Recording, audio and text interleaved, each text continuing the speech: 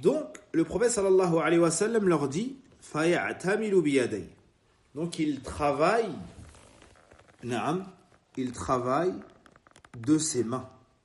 On voit ici à nouveau le mérite du travail et de chercher l'argent, la subsistance pour se mettre à l'abri du besoin et pour faire des sadaqat et pour mettre à l'abri sa famille et ceux qui sont sous notre responsabilité du besoin. En travaillant, la personne va se faire du bien à elle-même et elle pourra faire du bien à autrui. Donc Allah Azza wa Jal, donc le prophète ici nous encourage au travail, n'est-ce pas? Et dans le Coran, Allah Azza wa Jal nous dit famshu fi manakibiha wa kulu min rizqi.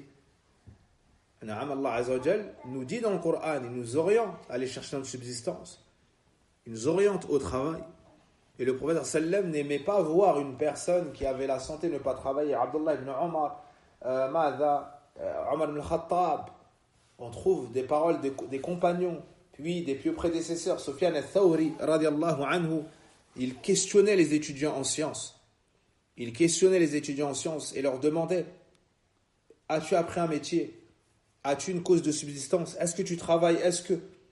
S'ils disaient non, il leur disait d'aller apprendre un métier pour pouvoir se mettre à l'abri de la dépendance. Pour pouvoir se mettre à l'abri de la dépendance. Ne pas dépendre des aumônes des gens, des dons des gens, et ainsi de suite. Puis il leur disait de prendre la science.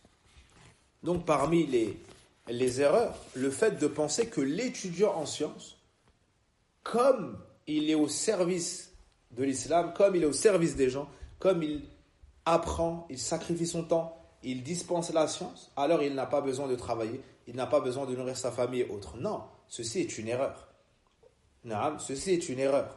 L'étudiant en sciences doit également travailler. L'étudiant en sciences doit également essayer d'être la main supérieure.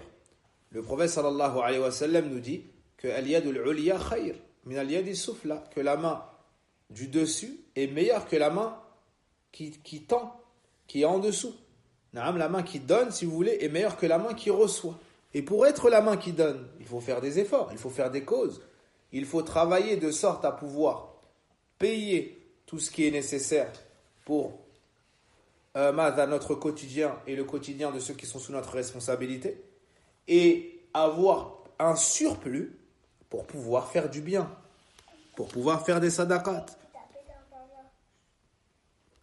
Puis la personne a dit فَإِلَّمْ يَسْتَطِعْ, s'il n'en a pas la capacité. À nouveau ici, il ne s'agit pas d'une excuse due à la paresse ou autre, non, mais une incapacité soit financière, soit physique.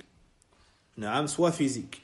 Là, le prophète sallallahu alayhi wa sallam lui dit: tu aides celui qui est dans le besoin. Tu aides celui qui est dans le besoin ou celui qui est affligé.